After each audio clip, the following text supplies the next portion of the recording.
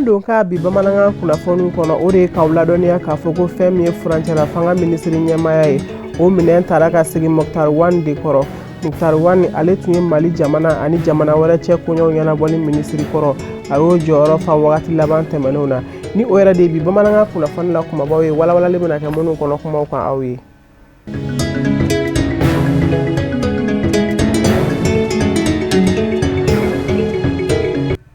Aw bisimila bamanankan kunnafoni sɔrɔlenw kɛnɛ kan. I n'a fɔ an bɔra k'a fɔ aw ɲɛna cogoya min na bakuruba kunnafoni la. Mali ani jamana wɛrɛ cɛ koɲɛw ɲɛnabɔli minisiri kɔrɔ Moktar Wane ale de sugantira ni ka kɛ furancɛla fanga minisiri ɲɛmaa ye. An bɛ aw ladɔnniya k'a fɔ fɛn min ye Moktar Wane ye a si o bɛ taa san 64 bɔɲɔngo la wa lasigiden kɔrɔ kun don 1995 ka taa bila 2002 la. Wa Mali ani jamana wɛrɛ cɛ koɲɛw ɲɛnabɔli minisiriya minɛ a y'o jɔyɔrɔ fa k'a daminɛ 2004 ni ka taa bila 2009 la. An bɛ aw ladɔnniya k'a fɔ ko Moktar Wane ale de sugantira ni ka kɛ furancɛla fanga o minisiri ɲɛmaa ye. Kunnafoni wɛrɛ nasiraw la kɛnyɛrɛye jɛkulu min bɛ wele ko APAFE muso danbe a ye barokɛnɛ sigi Bakɔjikɔrɔnikaw fɛ fɛn min ye walasa ka se ka lafaamuyali kɛ den lafili kunbɛnni waleyaw ka taa se denmisɛnw bɛ mara yɔrɔ min na somɔgɔ tɛ denmisɛnnin minnu na Mali jamana kɔnɔ. A kɛra ka bɛn sibiri tɛmɛnen na de ma septembre kalo tile 26. Cherifla Jabaranso tɔgɔ la Boubacar Traoré de tun bɛ a n'a ka jatala Ibrahim Kulubali. An ka janga ɲamadali kɛ ka sɔrɔlenw fɛ. ONG APAFE muso danbe ba ɲumankɛ jɛkulu dɔ ye min cogolen don an fɛ ba Maliba in kɔnɔna na. U ka baara tɛ dɔwɛrɛ ka se ka dɛmɛ don min ye denmisɛnninlaka minnu fililen don ni somɔgɔ tu u la walima bogotigini minnu bɛna baarakɛdenya kɛ Bamakɔ k'u dahirimɛ ɲini. Gɛlɛya min bɛ ta ka ɲɛsin olu ma u ka baarakɛdenya kɔnɔna na ka se ka dɛmɛ don olu ma. O de kama u kɛlen don ka barosigi dɔ boloda Bamakɔ fan 14 bɛɛ lajɛlen kɔnɔna na. Nga sibiri tɛmɛnen u tun bɛ Bakɔjikɔrɔni ka se ka ɲɛfɔli kɛ jama ye kɛrɛnkɛrɛnnenya la kɔlɔlɔ minnu bɛ to ka bogotiginiw sɔrɔ u ka baarakɛdenya kɔnɔna na Bamakɔ wa ani denmisɛnninlaka minnu nu u bɛ ni somɔgɔ t'u la ka ɲɛfɔli kɛ cogoya min na maaw bɛ se ka faamali sɔrɔ u ni dɛmɛ min ka kan. Bon ONG APAFE muso danbe ka baara ye walasa ka se ka an ka denmisɛnnin minnu bɔra togodara ka na Bamakɔ kɔnɔ k'o se ka olu dɛmɛ ka se k'u bɔ gɛlɛya caman kɔnɔ. N'an y'a jateminɛ k'a ye an ka du dɛmɛdenw n'an b'a fɔ ma ko baarakɛdenw gɛlɛya caman b'u sɔrɔ Bamakɔ sigira. Dɔw bɛ yen n'u donna baara la u ka sara tɛ sɔrɔ. Dɔw bɛ yen patron b'o maltraité u bɛ dɔw bugɔ u bɛ dɔw ɲagata juguw da dɔw kunna. Dɔw yɛrɛw bɛ yen cɛmanninw bɛ bi dɔw kan. Dɔw bɛ yen u bɛ kɔnɔmara balalen sɔrɔ taayɔrɔ t'o la. Cɛw bɛ kɔnɔ da dɔw la ka ban ka jɔ kɔnɔ tigiya kɔrɔ. Donc anw bɛ yen walasa ka se ka olu dɛmɛ k'o bɔ o gɛlɛya ninnu kɔnɔna na. Parce que dɔw bɛ yen n'u nana Bamakɔ fa t'u bolo yan ba t'u bolo yan. Donc n'u nana o jigi ye jɔn ye. Donc n'u sera an ma an de bɛ jɔ o jigiya kɔrɔ walasa ka se k'o jigi fa. Donc n'o bɔra n'o ye kɔnɔ fana sɔrɔ n'o tɛ se ka segin ka taa o ka village la. Donc an bɛ kuma ɲɔgɔnyew sabati o ni o bangebaw ni ɲɔgɔn cɛ walasa o bangebaw bɛ se ka sɔn ɲɛ ma o bɛ don du kɔnɔ k'a sɔrɔ n'a ma se kɛ ni den filili ye. Barosigi in kɔnɔna na u k'u ka laɲini tɛ dɔwɛrɛ gɛlɛya min bɛ ta ka ɲɛsin ni maa kofɔlen ninnu ma a gɛlɛya ninnu bɛ se ka duga cogoya min na ka bɔ an ka jamana kɔnɔ u ka laɲini dɔ y'o ye. An nakun tun tɛ dɔwɛrɛ bi donc projet dɔ de b'an bolo min bɛ denfili ka se ka denfili kunbɛn Bamakɔ kɔnɔ. Donc an tun bɛ o baara tɔw de la o baaraw kɔnɔna la an tun bɛ barosigi kɛ an ka npogotigininw ye quartier kɔnɔ kalo o kalo. Donc o projet fana kɔnɔna la an bɛ yaala quartier kɔnɔ Bamakɔ kɔnɔ ka campagne baw kɛ. Donc o campagne ba de kɔnɔna la donc an nana bi ko an bɛna film bɔ ka yira Bamakɔkaw la kɛrɛnkɛrɛnnenya Bakɔjikɔrɔnikaw musomaninw minnu b'a ta san 12 ka taa bila san 25 la walasa o bɛ se ka kɔnɔmara balalen k'o kɛlɛ ɲɛ ma walasa denfili bɛ se ka nɔgɔya Bamakɔ kɔnɔ ɲɛ ma. Bon bi film kɔnɔna la film tun bɛ denmisɛnnin dɔ ka vie de fɔ denmisɛnnin dɔ n'o b'a fɔ ma ko Awa depuis a bɔra o ka village la ka na Bamakɔ a ye gɛlɛya minnu sɔrɔ Bamakɔ ani ka taa se gasoladenw ma ani a ye sɛgɛn min sɔrɔ patron bolo ka se a seginlen ma ka taa so. Film tun bɛ kuma o de kan parce que den ni a ye musomanin ni a ye den fili o de kɛra sababu ye n'a taara boli. Bon ni bisura bɔra la donc an b'a fɛ k'an kunda Bamakɔ quartier caman kan an bɛ fɛ ka taa Bamakɔ kɔrɔ an b'a fɛ ka Kalabankoro ninnu kɛ ka Ɲamakɔrɔ ninnu kɛ ka taa Sogonikɔ ninnu an b'a fɛ k'olu yala ni Bamakɔ quartier caman wɛrɛ. Wa wele bila bɛɛ lajɛlen ma an ka ɲɔgɔn dɛmɛ min b'a to nin kɛwale ninnu a bɛ se ka duga maaw bɛ se ka hakili ɲuman sɔrɔ ka ɲɛsin nin ma kofɔlen ninnu ma. Bon n bɛ min fɔ Bamakɔkaw ye ani maliyɛn bɛɛ lajɛlen o de ye ko an ka hakili to kunnafoni na kunnafoni bɛ tali kɛ bange ani maaya kɛnɛya kan parce que n'i ye jateminɛ kɛ an ka sigidaw ra ni kumana bange ni maaya kan dɔrɔn mɔgɔw b'o kɛ kuma ye kuma min n'a ma kan ka fɔ denmisɛnw ɲɛna k'a sɔrɔ ni bɛɛ lajɛlen ka hakɛ de don ni adamaden surtout npogotigini n'a si sera san 12 ma ka taa san 25 ra fo o baro ka kɛ a ye walasa a ka se k'a ka farikolo cogoya dɔn ka se k'a kisi ka bɔ kɔnɔmara balalen sɔrɔli ma ka maaw hakili lajigi k'a fɔ ni hakilina min talen filɛ nin a kɔkɔrɔma donna projet min bɛ wele ko santé sud o ni agence france de développement ka bolo di ɲɔgɔn ma ka fara direction internationale de coopération de monaco maaw fana ka dɛmɛ ye. Fondation Empower Mali ɲɛma ni ale PACP président d'honneur ye Ɲangoro y'a sama kɛ ka bɛn ni sibiri tɛmɛnen na ye Sieme dugu o kalanso kura birikiden fɔlɔ a tɔɔrɔ kurumo karili kɛ ni ka labana ka taa i ɲɛda Karangwa ni o bɛ Kajolo fɛ o kalanso jɔli baara minnu bɛ senna a taara i ɲɛda o baaraw bɛɛ lajɛlen kan Cherifla Jabaraniso tɔgɔ la nin baara ninnu bɛ Sirera Samayira Sanogo de fɛ a n'a ka jatala Baba Keita an ka jɛ an ka ɲɛmadali kɛ u ka sɔrɔlenw fɛ. Ni brigden fɔlɔ min filɛ ka da a n'a kɛ sababu ka baaraw nun don minnu na bange kilasi 3 jɔlen ani a kɔnɔminɛw bɛɛ lajɛlen ɲɛgɛn 6 ani direction 1 k'o ta k'o di siɛmɛkaw ma o min ye dugu ye min senni yɛrɛ marakafo kɔnɔna na Fondation Empower Mali o directeur exécutif ni PACP président d'honneur do Ɲakoro ye Samake ale ko do min tɛ a siɲɛ gale la ka ɲumankɛ wali ta ka ɲɛsin Kajolo cercle ma a y'a yira k'a fɔ jamana ka siniɲɛsigi jijalen bɛ bɔ kalan ɲuman de kɛli la. Ayiwa an bɛ Siemɛ ka na gabakuru fɔlɔ da walasa ka kilasi 3 a n'a équipement ani direction ani ɲɛgɛn 6 ko jɔ ka di dugutigi ni CGS ni école karamɔgɔw ma yan kalanko kilasi ko dɛsɛ de tun bɛ yan denfaw ni denbaw tun kɔnɔna fililen don denmisɛnninw ka kalanko la san dɔw la yɛrɛ denmisɛnninw tun tɛ taa ka sababu kɛ kilasi dɛsɛ donc u bɛ mɔgɔw ta san 2 o san 2 donc denmisɛnnin dɔw bɛ perdu o kɔnɔ donc nin bɛna kɛ sababu ye ka kilasi di walasa denmisɛnnin bɛɛ lajɛlen ka se ka kalan sɔrɔ. Marali ye seko ni damayira kɛli de ye o de ye parti PACP kalenkan ye walasa a kana kɛ kumakan ganzan ye PACP ɲɛmaaba Ɲakoro ye Samake a bɛ wulikajɔw de kɛ sanga ni waati bɛɛ walasa sigidaw bɛɛ lajɛlen bɛ se ka yiriwa cogo min na. An cɛsirilen bɛ walasa an ka baara kɛ misɛni commune kɔnɔ Kajolo yɛrɛ mara kɔnɔ n'i y'a kɔlɔsi nin y'an ka ekɔliso 7nan jɔtɔ ye Kajolo mara kɔnɔ misɛni mara kɔnɔ nin y'a ekɔliso 3nan jɔtɔ ye donc an sago ye mun ye an kana ekɔliso karamɔgɔ siso jɔ ka fara kan ka y'an ye sɛnɛkɛ dugukolow de ni u ye nin minɛ ka ɲɛ ni an ka politiki taabolo ɲɛna u fɛ yan an bɛ se ka tracteur d'u ma u ka sɛnɛ kɛ ka dunkafa sabati an bɛ se ka u dɛmɛ fana u ka kɛnɛya siraw kan hali k'u ka CESCOM n'o ye mairie CESCOM ye an bɛ se ka u dɛmɛ furako ni équipement ko la anw ka parti taabolo ye baara kologɛlɛn kɛ ye dugu kɔnɔ an tɛ kuma kologɛlɛn fɔla dama kɛ an bɛ baara kologɛlɛn da kuma kan o de bɛ jamana yiriwa. Ni kalanyɔrɔ jɔli ka ban min bɛ kɛ sababu ka kalan surunya ekɔlidenw na kalan jijalen ka se ka kɛ o fɛ fiɲɛbɔda de do dugumɔgɔw ka fɔ la. Nisɔndiya min b'an na bi a tɛ se ka fɔ a nisɔndiya barika ka bon puisque an bɔla ka baara min sɔrɔ nin ye ka bɔ Yaye Samake dɔrɔn vraiment a diyara n ye kosɛbɛ an tɛ se ka a fɔ nin baara in na. Vraiment ekɔliso kɔrɔ min bɛ a tiɲɛna mais Ala sɔnna an ye ekɔliso min kɛnɛ kan sisan n'o ye an ka ɲɛmɔgɔba a nana birigiden fɔlɔ sigi bi ko a bɛna ekɔlisen dɔ jɔ an fɛ vraiment a diyara n ye kosɛbɛ ni ko nisɔndiyabaatɔ ma a ka tasuma fɛ ni a nuji m'a fa a daji b'a fa n'an ko an bɛ kuma ni kumayɔrɔ la vraiment an mana kuma ka bɔ kuma yɛrɛ kɔnɔ an ma sigi ni min ye o tuma na an bɛ an ka ɲɛmɔgɔ fɔ n'o ye Samake ye hali bi an n'a ka laɲini min ye Ala k'o sabati. Karagan dugu kɔnɔna na o min bɛ hali bi Kajolo cercle kɔnɔna na ni yen fana kalanyɔrɔ dɔw baaraw bɛ sen na minnu nun donna Ɲakoro ye Samake fɛ minnu salo kɔfɛ a y'a yira k'a fɔ baaraw bɛ taabolo ko ɲuman na. Nimisi wasa sɔrɔla vraiment ni kunɲɔgɔn 2 kɔnɔ ka fɔ u ye ni ɲɔgɔnna sɔrɔ a la an tun sigilen t'o kan je crois que a baara bɛ ka taa ɲɛ ka ɲɛ a bɛ ka kɛ an sago ye an tun nana ka na kɔlɔsi k'a jateminɛ ko baara bɛ ka taa ɲɛ donc ni nin ye kilasi 3 ye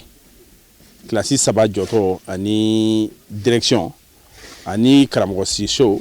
ani ɲɛgɛnw. Siemɛ ani Karagon kɔfɛ dugu 5 wɛrɛw be Kajolo cercle kɔnɔna na minnu gɛrɛsɛgɛ donna Ɲakoro ye Samake a ka ɲumanya ni a ka wulikajɔw baara la e n'a fɔ ka tele Lofɛnɛ Tumba Dovon ani Zekon dugu ninnu kelenkelenna bɛɛ lajɛlen ye ekɔlisow ni karamɔgɔsisow sɔrɔ ka bɔ Ɲakoro ye Samake yɔrɔ. Fɔli duman ma kɛ maa si negela ye baw ladala fɔli a ye maaw sɛbɛkɔrɔ nisɔndiya. Ka sanga ni Mali jamana ka yɛrɛma hɔrɔnya tali ye cakɛyɔrɔ min bɛ wele ko Centre National de Promotion du Volontariat au Mali CNPV ale ni PNUD ka jɛɲɔgɔnya baaraw kɔnɔna na u ye dɛmɛ kɛ ka ɲɛsin bɛn ni kelenya sinsilikulu ma ka taa se sigida ɲɛmayasow ma ani jamana cakɛyɔrɔ Masina commune 4 kɔnɔna na Segu marabolo kɔnɔ ni ka labana ka 22 septembre ɲɛnajɛ tugu o la ka fara o kan a kɛra ka bɛn tarata tɛmɛnen na ma 22 septembre yɛrɛ don na min seriyara maba caman fɛ Masina kɔnɔ. Musa Fɔnba a bɛna dɔ ɲɛfɔ an ye kunnafoni tɔ kan. Baarabolodalen min ɲɛsinnen don bɛn ani basigi o sinsinni mɔ mara fila kɔnɔ Segu ni Moti mara a bɛ don fɛn min da fɛ o ye dandɛmɛ wale bolodali ka diinɛ berefinita k'o da i yɛrɛ kan ka maa kɛlɛ n'a ye hakilina in bɛ ka dangɛnɛmaya ni diɲɛ seleke naani tɔnba Nations Unies ka bolofara dɔ de ye min bɛ wele ko Programme des Nations Unies pour le Développement PNUD ani Centre National de Promotion du Volontariat au Mali CNPV ka tɛgɛ di ɲɔgɔn kɔnɔ ka se ka bɛn sinsin sigiɲɔgɔnya sinsin ni mara fila ninnu yɔrɔw la yɔrɔw minnu kɛmɛ fɔ ɲɔgɔn yɔrɔw ye Moti ani Segu. Bi ye Mali ka yɛrɛma hɔrɔnya san 60 san yɛlɛma ye ka n'o fara anw ye bonyamasegi kɛ ka taga Masina an b'a fɔ minnu ma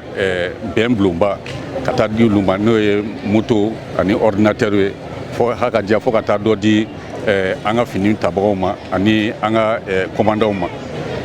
anw ye bonya mun kɛ bi a kɛra an ka baara dɔ de hukumu kɔnɔna la PNUD n'o ye Nations Unies ka dɛmɛni jɛkulu dɔ ye o de taara ka taa wari ɲini PBF mɔgɔw fɛ n'a b'o fɔ ma ko Fonds de consolidation de la paix ni an yɛrɛ ka ɲɛmaaw ka laɲini ka na ko ka na bɛn sinsin Masina mara kɔnɔ donc an nan'o baara fɛn daminɛ baara kunfɔlɔ diyara Masinakaw u y'an kunbɛn ni bonya ni u y'u sen don baara la baara ɲana baara kunfɔlɔ la an y'a kɛ ni commune 7 tellement que baara ɲana an ye moto d'u ma ka ordinateur d'u ma Masinakaw yɛrɛ a laɲini ko a tɔ ye commune 4 ye ko n'an bɛ se ka projet ni lase olu commune 4 an ye kuma lase an dɛmɛbagaw ma n'o ye PNUD ni PBF olu yɛrɛ ko jaabi minnu sɔrɔla baara kunfɔlɔ la o yɛrɛ kama olu bɛ sɔnna an ka taa n'a ye commune 4 na o commune 4 de bi an ye bolifɛnw di olu de ma ani ordinateur donc baara nin ye PBF ka dɛmɛ ye ka ɲɛsin Mali ma yaasa bɛn ni kelenya bɛ se ka sabati ani kumaɲɔgɔnya sigida mɔgɔw ni ɲɔgɔn cɛ Masina sigida ani Tɛnɛngun sigida mɔgɔw ni ɲɔgɔn cɛ. Mina minnu dilen filɛ nin ye laboratoire de la paix mɔ ni olu ye bɛn ni basigi sinsin ni fɛɛrɛ ɲinibaw ye ani sigida ɲɛmayasow bolofaraw n'o ye collectivité décentralisée ye ka taa se jamana ɲɛmayaso ka nɔnabilaw minnu bɛ a yɔrɔw la n'o ye service déconcentré ye sigida damadɔw la Sulei Matomo Folomana Tonge Masina cercle la ani Jaka Uro Ardo Gire Solgolbe Tɛnɛngun cercle la bonya do bonya min jara yen sigibaw ye ka sanga ni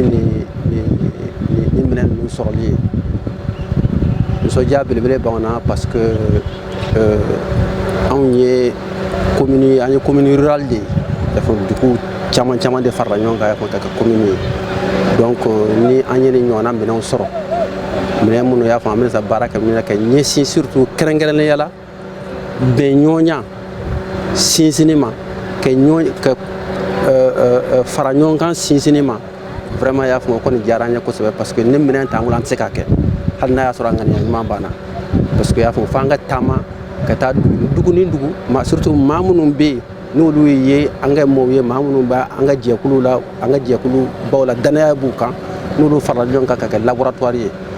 y'a fɔ pour que ka se ka bɛn ɲɔgɔnya sabati y'a fɔ an ka commune denw ni ɲɔgɔn cɛ donc y'a fɔ f'u ka taama ka se mɔgɔw ma ka kunnafoni di mɔgɔw ma ka kuma mɔgɔw fɛ ka mɔgɔw kuma ɲɔgɔnya fɛn min b'a to gɛlɛya ni fɛn minnu bɛ mɔgɔw ni ɲɔgɔn cɛ a bɛ se ka nɔgɔya. Masina Cercle a ye Mali ka yɛrɛma hɔrɔnya sɔrɔli sankunbɛn ɲaɲa bolo da kumana kuma min ni ma bɛ se k'a fɔ kuma gɛlɛn don ka sabu kɛ a bɛnna ni jamana ɲɛmaakɔrɔ ka fanga bilali ye nka nisɔndiya fɛnɛ sɔrɔlen don ka sabu kɛ Mali ye jamana ɲɛmaakura sɔrɔ faranjɛrɛ fanga kunna n'o ye bandaw ye. An b'aw ladɔnniya k'a fɔ laboratoire pour la paix n'o ye bɛn ni basigi ɲinini jɛkuluw ye sigidaw la baara bolodalen don min ka laɲini ye lakana sabatili ye ka se ka bɛn don sigiɲɔgɔnmaw ni ɲɔgɔn cɛ Segu ani Moti mara la a nafolo bɔba diɲɛselekɛnani tɔma Nations Unies ka bolofara don min ɲɛsinnen don yiriwaliko ma Programme des Nations Unies pour le développement PNUD janko bɛn ni basigi bɛ se ka sinsin Masina Cercle ni Tɛnɛnkun Cercle la. Jɛkulu min bɛ wele ko Association Collective Sauvons que Masina ka sanga ni Mali jamana ka yɛrɛma hɔrɔnya tali nisɔndiya hukumu kɔnɔna ye o ye yirituru belebele boloda fɛrɛ kɛnɛ ka Masina a kɛra ka bɛn tɛnɛ tɛmɛnen na de ma septembre kalo tile 21 an bɛ aw ladɔnniya k'a fɔ kɛnɛ in seriyara maaba caman fɛ sigida ɲɛmaw ka taa se politiki ɲɛmaw ma diinɛ ɲɛmaw ani laadatigiw Musa Fɔnba a bɛna ɲɛfɔli k'an ye kunnafoni in tɔ kan. Ni ma min ye jiriju kelen duru I balokun yera wa tɔn min bɛ wele ko Association Collective Sauvons que Masina Segu mara la a bɛ k'o hakilina in de dangɛnɛmaya ni jirituru ye min labɛnna fɛ ntɛnɛn septembre kalo tile 21 tɛmɛnen tile 1 u ka kɛnɛba kan. Selikɛnɛ min filɛ n'an bɛna jiri turu a la bi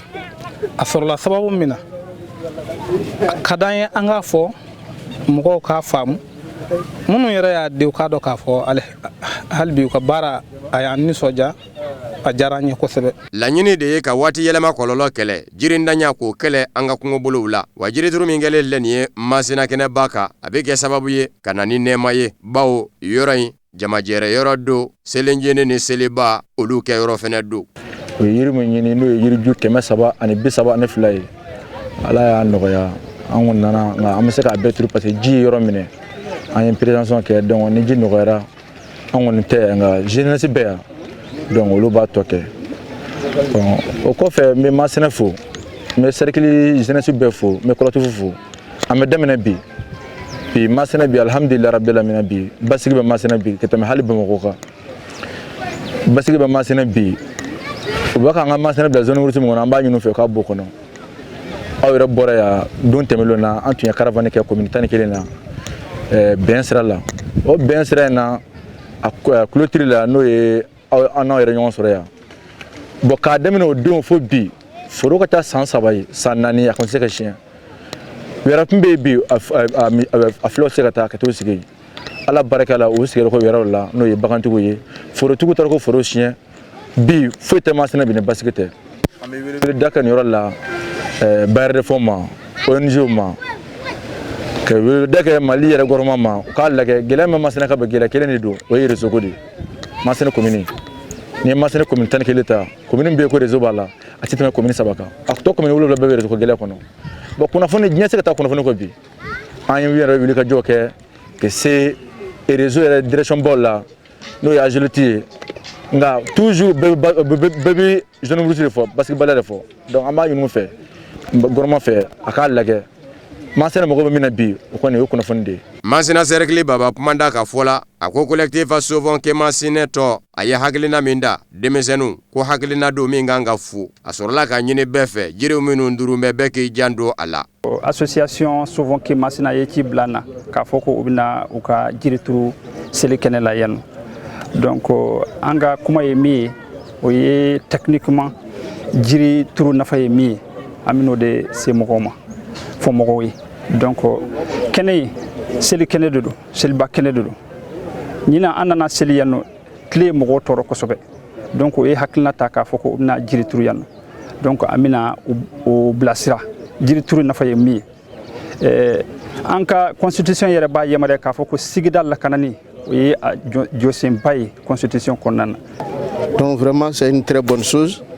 Bara tamura yiri nafa fɔ an tɛna segin o kan tuguni bɛɛ b'a dɔn yiri bɛ fɛn min ye mɔgɔ ye a bɛ suma di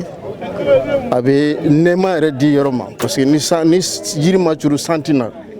yiri dɔ bɛ na ni san ye yɔrɔ la donc o ye yiri intérêt de ye donc vraiment an bɛ collectif fo u ka nin baara la parce que u b'a yira k'a fɔ u b'u ka dugu yiriwali fɛ parce que o ye fɛn caman bolo da angele ka wele bila nga tonaden caman y'an jaabi an bi tonaden bɛɛ lajɛlen fo o kɛnɛ kan an balimakɛ yɛrɛ bi yan n'o ye Sidibe ye a ka ca Ala fɛ an bɛ baara o baara kɛ ale b'a ta n'a disi ye parce que a ko Masina ye ale fadugu ye ale yɛrɛ ye nɔnɔnga ye donc a ye I bolo don ni baara in ye kosɛbɛ an bi o foli kɛrɛnkɛrɛn a ye an filɛ o jirituru kɛnɛ de kan bi pour que ka se ka jirituru kɛnɛ in bɛɛ la mais gɛlɛya mun donna ko in na dɔɔni o ye ji ye yɔrɔ minɛ donc an kɔni bɛna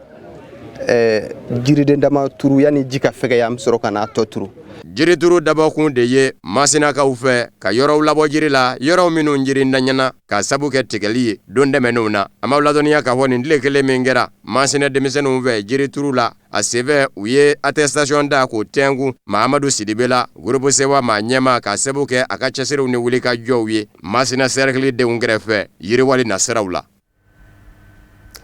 Société Abdoulaye Halidou Cissé walasa a ka se ka surunya a ka clients bɛɛ lajɛlen na butiki kura 2 dayɛlɛla a fɛ ɲare la ka surunya goloni na sugu la an bɛ aw ladɔnniya k'a fɔ ko cakɛyɔrɔ ɲɛmayaso ka fɔ la k'u bɛ clients bɛɛ lajɛlen ladɔnniya k'a fɔ k'u mago bɛ jɔ jagofɛn o jagofɛn bɛɛ lajɛlen bɛ sɔrɔ nin yɔrɔ kofɔlen na kɛrɛnkɛrɛnnenya na Tefagibin ka taa se moto ma ni o ye marque Royal Motor ye ani minɛn caman wɛrɛw an ka jɛ an ka ɲɛmaaba ka dantigɛlikanw lajɛ Abdul Karim Sako ani Ibrahim Kulubali ka kuma galamani na an ka bitiki da ɲare la parce que de un ɲare la ka sugu la marché la ni an kun bɛ yɔrɔ min an m'a fɔ a ka jan mais a fana n'an bɛ yan client an b'u charge Bamakɔ an b'u charge ni fɛnw client bɛ se ka yan lasɔrɔ facilement u bɛ produit sɔrɔ yan facilement o de la an nana ɲare la bon an ka produit bɛɛ b'an bolo yan Tefagibin o b'an bolo yan mun fana ye moto wurale moto bɛ sɔrɔ yan pièces détachées o b'an bolo yan vraiment an kɔni an bɛ an nana ka mɔgɔw la nimisi wasa ka bɛɛ ka se ka produit sɔrɔ facilement ka sɔrɔ an ma sɛgɛn yɛrɛ b'a dɔn jamana in an b'u cɛ ko n'a fɔra i ka bɔ yan ka taa fo Sotiba an ka bitiki Sotiba ma datugu a kɔni bɛ yen mais n'a fɔra sugu minnu bɛ bɔ sugu la u bɛ se ka na facilement minnu fana bɛ bɔ côté dɔ na olu bɛ se ka Sotiba la sɔrɔ an y'a lasurunya client bɛɛ la quoi u ka an ka produit ninnu k'u essayer n'u y'u essayer nimisi wasa dan de don produit minnu don qualité de don i se ka essayer ko kelen kɛ k'a fɔ k'i bɛ nimisa la nimisa t'a la quoi. O de fana b'an sɛnsɛn ka taa diɲɛ fan wɛrɛ kunnafoni sɔrɔlenw kan Musa Fɔnba ale ka ɲininiw don. Unwari jamana kɔnɔ fanga sinamatɔ minnu faramɛ ɲɔgɔn kan ko front uni ka ngwara da jamana ɲɛma Alassane Dramane Ouattara la jamana kuntigisigi kalata senfɛ u kun ye wele da ko sibiri septembre kalo tile 26 ko bɛɛ ka bɔ ka fa bɛɛ lajɛlen kɛ senɔ ye nka jateminɛw bɔra kan k'a fɔ u ka wele ma jaabi ka sabu kɛ u n'a ɲɔgɔnna maa ma bɔ ɲɔgɔnkunbɛ yɔrɔw la k'u jaabi tile munmɛ bɛɛ lajɛlen kɔni kɛra fan damadɔw fɛ i bi maaw jɛrɛlen ye a bara ta fanga sinamatɔ bɛɛ fara kunbɛ ɲɔgɔn kan ka daminɛ Arikuna Bedie ka fanga ɲinindɔ PDC la ka taa se Pascal Afinge Sanka Front Populaire Ivoirien FPI mo ani Laurent Koudou Gbagbo yɛrɛ ka fa Front Populaire Ivoirien FPI Guillaume Kibwafori Soro ka fanga ɲinindɔ n'o ye Génération et Peuple Solidaire ye nin bɛɛ farala ɲɔgɔn kan n'a bɔra Arikuna Bedie ka fanga ɲinindɔ cɛ kelen min gɛmɛ k'i tigɛ k'i jɔ fan kelen fɛ k'a ye cɛbɔ ye Wadio Kona Bertin Kakabe ale de ma wele da nka nin bɛɛ faralen ɲɔgɔn kan maa bɛrɛ ma bɔ Jaka Gassama ni ale ye Guillaume Soro ka fanga ɲinindɔ maa ye ale ko tiɲɛ don mɔgɔw ma wele jaabi ka bɔ ka caya nka sifilɛ kun don ka lajɛ bɔli bi kɛ kɛcogo jumɛn walasa don nataw la u ka se ka dɔnsen wɛrɛ ta fanga sinamatɔw ka bɔli kun de ye ko jamana sariya suma kɔlɔsiyɔrɔ conseil constitutionnel ka ti kalata labɛnni jɛkulu commission électorale indépendante CEI ka ti Alassane Dramane Ouattara yɛrɛ ka bɔli k'i kanbɔ ka jamana ɲɛmaaya ɲini ko a man ka a ka maana nsabanan kɛ fɔlikɛlaw minnu welela ka na ko k'a kɛrɔ olu kɔni y'u ta kɛ maaw nisɔndiyali ye fan caman fɛ PDCI maire min bɛ yen Kokodi o kun bɛ kɛnɛ ka sɔgɔmada yanfan fɛ n'o ye Jean-Marc Yasse ye wale kelen Front Populaire Ivoirien FPI a secrétaire général Danga César Etou ninnu kun ye maa ɲɛmaaw ye kɛnɛ kan Arikuna Bedie yɛrɛ ani Laurent Koudou Gbagbo olu photos kun bɛ maaw bolo k'u yanga fa bɛɛ lajɛlen la. Nigériyakaw fɛ Boko Haram jatigɛ wale bolodaba ye ŋwara da marabolo ɲɛma dɔ n'a taama ɲɔgɔn dɛmɛ dɔ la Borno marabolo ɲɛma maa 30 de fara a senfɛ Borno marabolo ɲɛma ni o ye Baba Gana Umaru Zulu min ye a yɛrɛ kɔni fɛn ma k'a la nka nɔfɛma caman dora ko in kɛra Baga dugu kɛrɛfɛ Laki Chadi babolo in de fɛ Boko Haram fɛnɛ ka wulikajɔ ka ca o yɔrɔ de la u sina ka bala mɔɔw de la minnu ɲɛmugu dayɛlɛ ka ɲɛsin u mɔ ani furunbarani k'o fɛnɛ fili u kan maa 30 minnu bina marabolo ɲɛma taama ɲɔgɔn na polosila ka 12 surasi 5 maa nanama sumanin 9 ani yɛrɛlakana jakulu dɔ be min bɛ ka jamana kɛlɛcɛw dɛmɛ n'o ye milisi ye o maa 4 Borno mara Boko Haramu ka cɛnikɛ yɔrɔ do min dɔn mɛ ka sabu kɛ septembre kalo in daminɛna surasi 9 bɔnɛna a nina Boko Haramu nakaw fɛ wa uti kalo tɛmɛnen fana u ye maa 80 fa a yɔrɔ kelen la. Boko Haramu ka cɛni a daminɛ ni bijɛ Nigeria jamana kɔnɔ gaɲaka yanfa fɛ kadigi kɔrɛ yanfa kan maa ba 36 u y'o de bɔnɛ u nina ni ka maa 2 miliyɔn ni caman kɛ k'u sigiyɔrɔw bila. Santarafriki ka jamana ɲɛma Faustin Archange Touadéra a n'a ka fanga ɲinindɔ MCU u y'a jira sibiri septembre kalo tile 26 k'a fɔ jamana kundigisigi kalata u ka maa b'i kanbɔ a sigiyɔrɔ nɔfɛ décembre kalo tile 27 Faustin Archange Touadéra yɛrɛ a y'i to kɛnɛ kɔnɔ k'i dase a ka san 5 baarakɛlenw mɔ Santarafriki jamana ye a ko baaraba dɔ ye ka Santarafriki surasiya dilan ko kura maa minnu kɛnkunbɛ ka mugu ni kisɛ ta maramafɛntigiw la k'olu ka maramafɛnw daraki u la k'a ye nin bɛɛ kɛ a sɔrɔla ka sirati k'a ta k'a fɔ san 2019 tɛgɛnɔbila kɛra bɛnkan sɛbɛn min na kulu maramafɛntigiw ni fanga cɛ k'a na fɛɛrɛ bɛɛ lajɛlen tigɛ k'a dankɛnɛmaya o dun bɛnkan ɲi fanga sinamatɔnw tɛ k'o ye ni ɲɛ ɲuman ye. Faustin Archange Touadéra jamana ɲɛma y'a yira k'a fɔ kalata filaw wasadensigi kalata ni jamana kundigisigi kalata k'u ti cɛ u bi to u nɔna décembre kalo tile 27 i n'a fɔ jamana sariya sunba kɛnbɛ k'a jira cogo min jamana ɲɛma Faustin Archange Touadéra ani maa minnu bɛ sɔn ka ɲɔgɔn sɔrɔ nin sen jamana kundigisigi kalata la dankɔrɔba 3 fɔlɔ maa min gwɛnna ka bɔ fanga na ni furanjɛrɛ fanga ye kalata labɛn n'a kɛra jamana ɲɛma ye Général François Bozizé o n'an bɛ jamana kɔnɔ ɲinan y'o san kelen ye maa filanan o ye tako filanan yera ni maa min yɛrɛ cɛ n'a y'o bi ka kɛ jamana ɲɛma ye Anissé Georges Dologele maa sabanan o ye Martin Zigele ye nunu maa fila labanw ministre ɲɛma kɔrɔw do u ka girin politiki bina k'u kan wa musolaka min yɛrɛ ye furanjɛrɛ fanga yɛrɛ kɛ ka kalata labɛn ni ale Faustin Archange Touadéra sera ka kɛ jamana ɲɛma ye Catherine Samba Panza o fɛnɛ kɛmɛ k'a jira k'a fɔ ye muso bɔ ye kalata in na o b'a jira k'a fɔ kalata in bi sɛbɛ kɔrɔ gɛrɛndɛ Santarafriki jamana kɔnɔ. Libi kadenw yɛrɛ dama ni ɲɔgɔn cɛ sigi ka fɔ min n'u don bɛ Maroko jamana fɛ a tako filanan bɛ ka kɛ Maroko dugu la ko Buznika Dimanche septembre kalo tile 27 o daminɛna Toboro ko gouvernement ni o ye jamana ɲɛmayaso kelen ye Libi kɔrɔ yanfa fɛ ani Tripoli ɲɛmayaso Libi yanfa fɛ olu marabolo filaw ye ɲɔgɔn sɔrɔ kɛnɛ kɔnɔ u kan ka lajɛ ka bɛn ka dɔ kan maa minnu kan ka lɔtɔmɔ Libi kadenw na ka bila Libi jɔyɔrɔbaw la ni bɛɛ kɛra tɛgɛnɔbila fɛn ye ka mankan ba fan filaw ni ɲɔgɔn cɛ jamana ɲɛmayaso yɛrɛ fana n'o ye conseil présidentiel ye a kan ka ladila cogo jumɛn na jɛnnu de bɛ kɛ gouvernement kura kɔnɔmaw ye gouvernement kura min bɛ fanw bɛɛ fara ɲɔgɔn kan ko gouvernement d'union nationale sigi in senfɛ Buznika Maroko jamana kɔnɔ Libi kadenw yɛrɛ dama ni ɲɔgɔn cɛ jateminɛ bɛna kɛ ministre ɲɛma jɔyɔrɔ ni jamana ɲɛma jɔyɔrɔ bɛ se ka danfara cogo min ka sabu kɛ o fila kun fara kun bɛ ɲɔgɔn kan jamana tilebi yanfa fanga bolo n'o ye diɲɛ selekɛnani tɔma Nations Unies ka jamana ɲɛmayaso lakodɔnnen ye Fayaze El Sarraji de kun bɛ ka ministre ɲɛmaya jɔyɔrɔ kɛ ale de kun bɛ ka jamana ɲɛmaya jɔyɔrɔ kɛ ɲɛmayaso min bɛ wele ko conseil présidentiel o ɲɛma bɛ kɛ kelen ye ka danganfila ɲini o la a bilama dangan 4 do yɛlɛma bɛ kɛ o kumana olu jɔyɔrɔ ninnu bɛ tila marabolo 3 cɛ Libi dɔw y'a yira k'a fɔ Agila Sale n'o ye Toboro ko gouvernement wasabilo ɲɛma ye k'o bɛ sɔn ka kɛ conseil présidentiel ɲɛma ye Ahmed Metige k'o bɛ kɛ a ka danga ye o ye Fayaze El Sarraji ka fanba ye maa sabanan bɛ kɛ Abdel Majid Saïf El Nassar ye o bɛ bɔ worodugu yanfa fɛ o ye maa dafalen ye ministre ɲɛma jɔyɔrɔ sa caman kɛmɛ ka jira k'a fɔ o bɛ sɔn ka di Fati Basha Gamo bebe in na Fayaze El Sarraji ka gouvernement kɔnɔ jamana kɔnɔna koɲɛw ɲɛnabɔli ministre ni bɛn kɛra nin bɛɛ lajɛlen ka sa fanga bonda ta minnu kan ka ye Libi jamana kɔnɔ olu fɛnɛ bɛna sigi senga min jɔyɔrɔ ye min ye k'o bɛɛ lajɛlen danfara. Sani ka bi bamanankan kunnafoni kuncɛ sa an bɛ aw hakili jigin k'a fɔ ko fɛn min ye furancɛla fanga ni o ye transition ye a ministre ɲɛma sugantira an bɛ aw ladɔnniya k'a fɔ ko a minɛ sɛmɛra Moktar Wan de kɔrɔ ni ale tun ye Mali ani jamana wɛrɛ cɛ koɲɛw ɲɛnabɔli ministre kɔrɔ ye o de fana bɛ dansigi bi bamanankan kunnafoni sɔrɔli la minnu labɛnna kunnafoni diso ɲɛmayaso fɛ ka bɛn ni nin kuma in ye aw ni ce a ka ɲɛmadalu la a k'an bɛn waati wɛrɛ nata